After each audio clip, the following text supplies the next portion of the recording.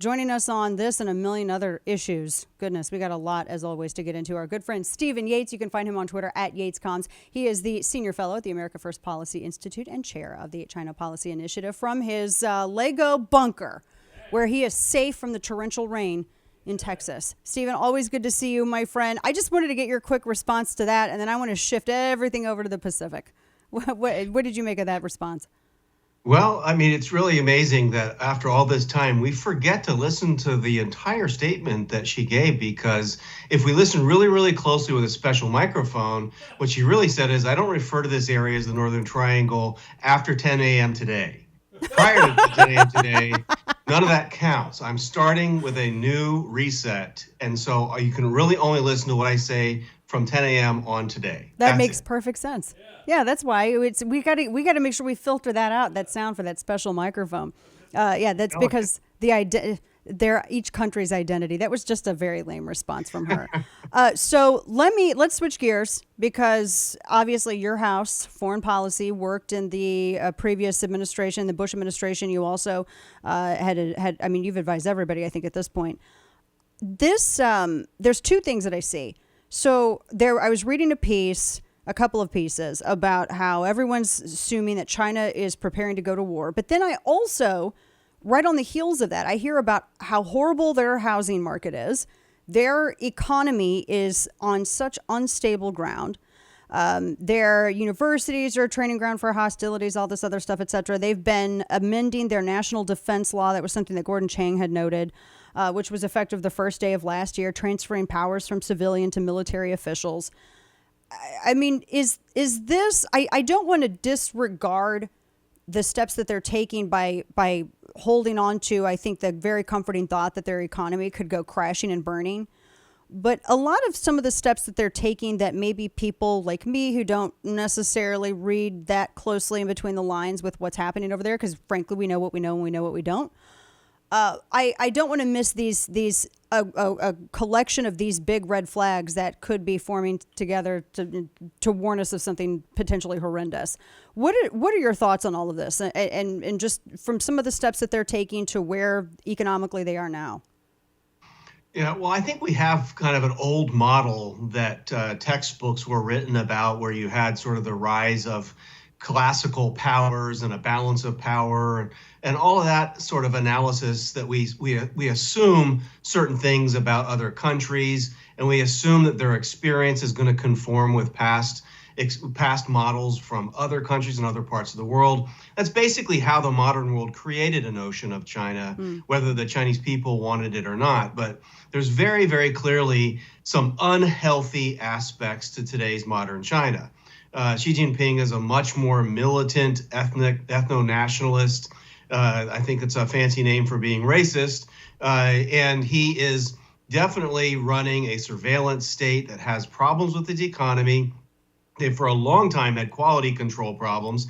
Everything from baby formula that accidentally poisoned some Chinese kids, to schools with shoddy construction, to entire buildings of massive developments of buildings with overextended investment that they find it better to just demolish rather than try to fill them with tenants. So there's massive economic contradictions going on inside China. At the same time, when you have the world essentially giving away their technology to you, showering you with trillions of dollars of investment, holds you completely unaccountable for poisoning the world with the pandemic, then you have kind of this crumbling Mao Zedong 2.0 Cultural Revolution China with a very techno-theft rich China that can aim a lot of destructive power out at other people. They've aimed it at their own people before. They've aimed it outward in these exercises to intimidate Taiwan. They're now threatening Japan and others. So they don't have to be the next mega power or superpower or whatever to be a problem. A crippled economy with a fragile polity, with a small man syndrome in charge, can be just the right mix for conflict and problems. And these regimes that are crumbling can take a long time to crumble. I mean, look at North Korea having been sort of diagnosed for collapse for the better part of the last 30 years.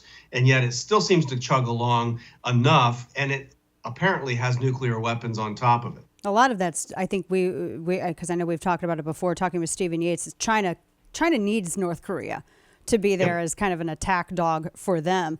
Yeah, they apparently, the Central Organization Department, and this was with they had put out an internal directive. This is a Wall Street Journal. China insists party elites shed overset assets. And is this just in response to the sanctions that have been previously applied, or because everyone's like, oh, war, it's war right now, which yes, I am suspicious, but I just want to know when I need to go into total freak out lockdown mode. Well, China still needs the world a lot more than the world needs China. We are dependent on them for a lot of things, but we chose to move in that direction. Mm-hmm. We could, perhaps at some cost, choose to move in a different direction, and we would be fine. However, they would not be.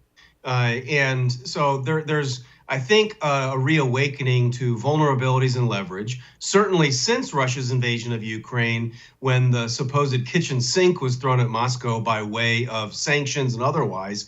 The very rational decision by the top commies was, well, these Western folks could try to do these things to us too. What do we do now to strategically decouple from the United States to minimize that vulnerability? And I think smarter people in the United States and elsewhere should say, hey, they want to strategically decouple from us. I bet we could do that too. And maybe we should begin that process ourselves. That, I think, is the next step in a right American policy towards China. But it doesn't sadly seem that we're taking it, because all the Green New Deal stuff, everything that we've seen, we were just talking about this. And looking at the legislative text of the bill, everybody talks about energy infrastructure, but it doesn't seem that anything is being put towards the actual resourcing, extraction, construction, manufacturing, whatever, of our own ability to either source rare earths or whatever we need to do to be able to take some of that business from China, so we're not so overly reliant on them, from everything from antibiotics to basic whatever wares.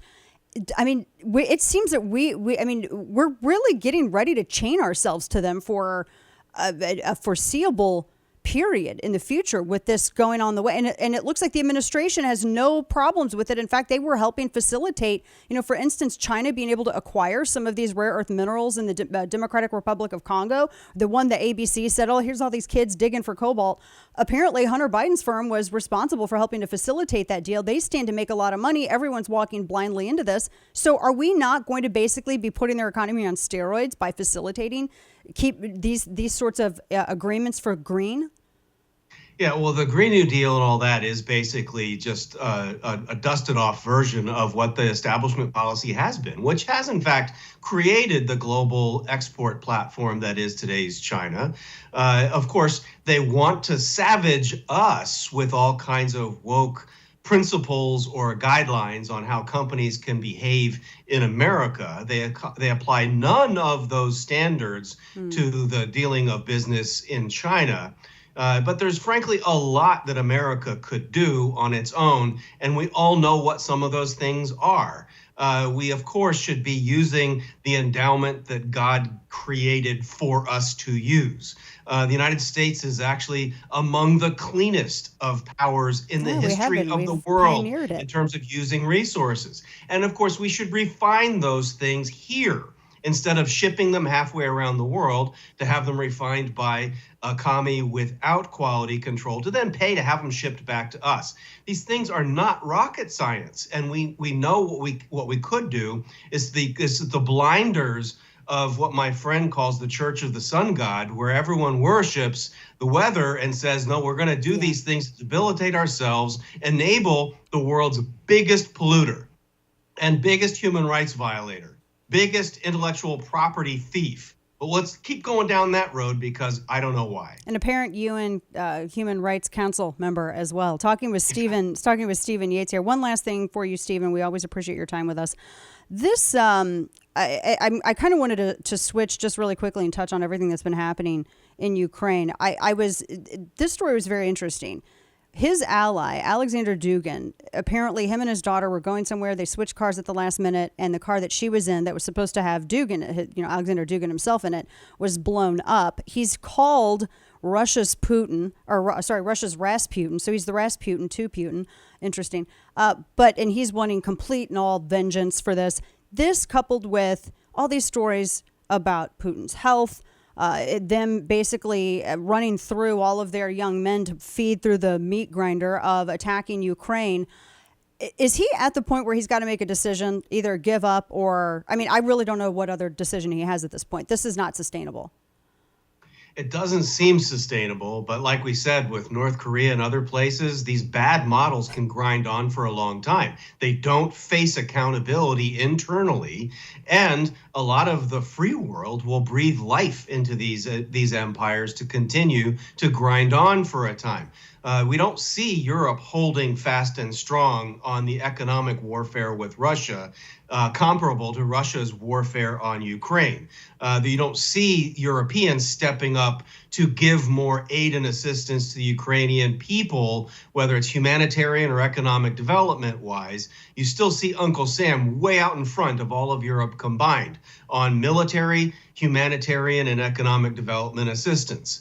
And so when you have us kind of distorting market forces over there, and you don't have an accountable system inside Russia, I would not make near-term bets that there's going to be a big change coming in that leadership unless and until you had real pressure with real rivals capable of taking and holding that power. Right now, Putin could be going crazy. I wouldn't know. I haven't had him over to dinner to check him out, but I think that what we have, I think, a near certainty on is if we keep sort of gliding with this current policy, there's no reason to expect any real change. This is going to be a slow murmur where the Ukrainian people pay a lot and the American people pay a lot and the Europeans try to play both sides. It was so nice to not have any of this stuff happen when Trump was in the White House because everybody thought he was just crazy enough that he might hit the button.